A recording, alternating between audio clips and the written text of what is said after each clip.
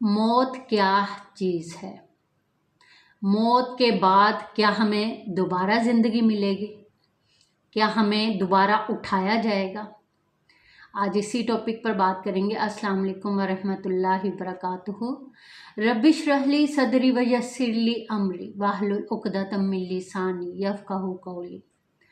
मौत ज़िंदगी के खात्मे का नाम नहीं है, बल्कि असल ज़िंदगी जो हमेशा हमेशा की ज़िंदगी है उसके शुरू होने का नाम है। जब इंसान मुर्दा मट्टी में चला जाता है, उसे दफना दिया जाता है, तो वहाँ से उसकी नई ज़िंदगी का आगाज़ होता है। इंसान के एहसासात, उसकी खुशी और गम को महसूस करने की हिस्स मरने के बाद ख़त्म नहीं होती, बल्कि वो दूसरी दुनिया के लिए एहसासात उभरने लगते हैं। दूसरी दुनिया का नाम बरज़ख है। वहाँ की दुनिया बहुत तब्दील है। वहाँ का माहौल भी दुनिया जैसा नहीं होगा। उसके बाद हशर के माहौल से गुज़रना है हर इंसान को, और उसके बाद जन्नत या जहन्नुम के माहौल में रहना है। वहाँ से आगे कुछ नहीं है। यानी हमारी ज़िंदगी के 4 मरहले हैं, 4 हिस्से हैं हमारी ज़िंदगी के, और हम इतने बेबस हैं कि ना चाहते हुए भी हमें हर मरहले को पार करके आगे बढ़ना है।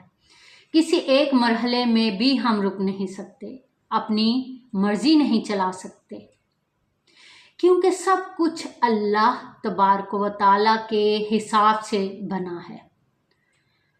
उसे हर हाल में हमें तय करना ही है, पार करना है और आगे बढ़ना है। जैसे ही मौत की हिचकी आई, सारी गेम पलट गई।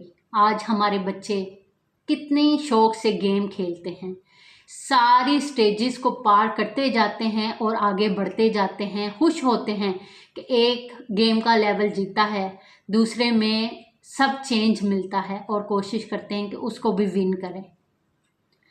इसी तरह जब हम कब्र में होंगे तो दुनिया की ज़िंदगी से सब चेंज मिलेगा।